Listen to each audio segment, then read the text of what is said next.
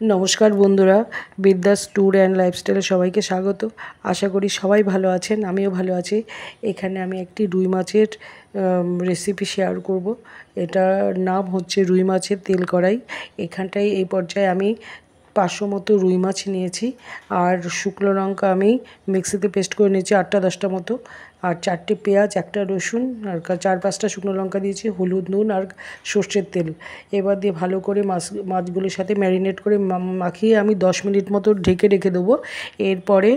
এরপরে আমি কড়াটা যখন একদম তেলটা একটু বেশি পরিমাণেই লাগবে, তেলটা যখন গরম হয়ে যাবে তখন আমি ওই ম্যারিনেট করা মাছগুলোকে আমি দিয়ে দেবো। দিয়ে দেওয়ার পর উল্টে পাল্টে আমি ভালো করে ভেজে নেবো। যেহেতু আমি আলাদা করে কাঁচা মাছটা ভাজিনি, সেহেতু আমাকে তেলের ওপর দিয়েই মাছটাকে ভালো করে উলট পালট করে উল্টে পাল্টে ভালো করে ভেজে নিতে হবে। এবার যখন এই পর্যায়ে ভাজা হয়ে গেছে, ভাজা হয়ে যাবে দেখবেন বন্ধুরা, বুঝতেই পারবেন ভাজা হয়ে গেলে তেল ছেড়ে দেবে। এবার তেল ছাড়লে বোঝা যাবে যে মাছটা আমার সম্পূর্ণ ভাজা হয়ে গেছে। এরপরে জল দিয়ে এবার দিয়ে দেবো ছোটো এক বাটি আমি জল দিয়েছি। জলটা যেই শুকিয়ে যাবে এরকম শুকনো শুকনো হয়ে যাবে বন্ধুরা, এটা খেতে কিন্তু খুব ভালো লাগে গরম ভাতের সাথে এবং ডালের সাথে হলেও খুব ভালো লাগে। দুইভাবেই খেতে খুব ভালো লাগে বন্ধুরা, অবশ্যই ট্রাই করবেন। এটা ভালো লাগলে